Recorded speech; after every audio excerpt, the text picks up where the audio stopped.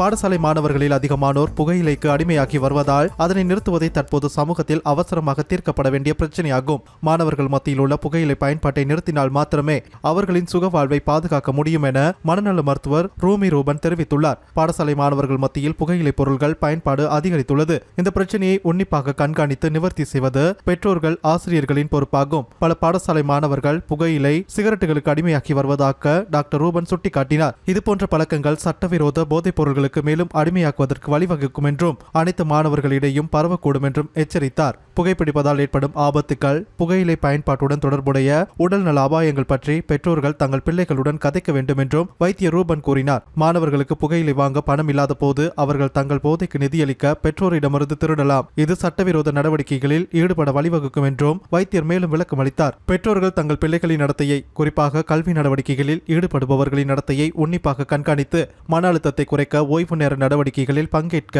ஊக்குவிக்க வேண்டும் என்றும் வைத்தியர் அறிவுறுத்தியுள்ளார். பாடசாலைகள், கல்வி நிலையங்கள் புகையிலை பயன்பாட்டிலிருந்து பிள்ளைகளை பாதுகாக்க புத்தக பைகளை பரிசோதிக்க வேண்டும் என்றும் வைத்தியர் வலியுறுத்தியுள்ளார். பெற்றோர்கள் தங்கள் பிள்ளைகளின் வாழ்க்கையில் முன்னெச்சரிக்கையுடன் ஈடுபட வேண்டும். அவர்கள் தங்கள் நேரத்தை எங்கு செலவிடுகிறார்கள், யாருடன் பழகுகிறார்கள், தங்கள் நிதியை எவ்வாறு பயன்படுத்துகிறார்கள் என்பதில் கவனம் செலுத்த வேண்டும் என்றும் மருத்துவர் தெரிவித்துள்ளார். புகையிலை பொருட்கள் மறைமுக இன்பத்திற்கு அப்பால் சென்று விட்டதாகவும் பல மாணவர்கள் இப்போது வகுப்பறைகள், விளையாட்டு மைதானங்கள், வெளிப்புற கற்றல் பகுதிகள் போன்ற இடங்களில் அவற்றை பயன்படுத்துவதாகவும் வைத்தியர் ரூபன் குறிப்பிட்டார். புகையிலைக்கு அடிமையான பிள்ளைகள் தாமதமின்றி உடனடியாக மருத்துவ ஆலோசனைகளை பெறுமாறு மனநல மருத்துவர் ரூமி ரூபன் வலியுறுத்தினார்.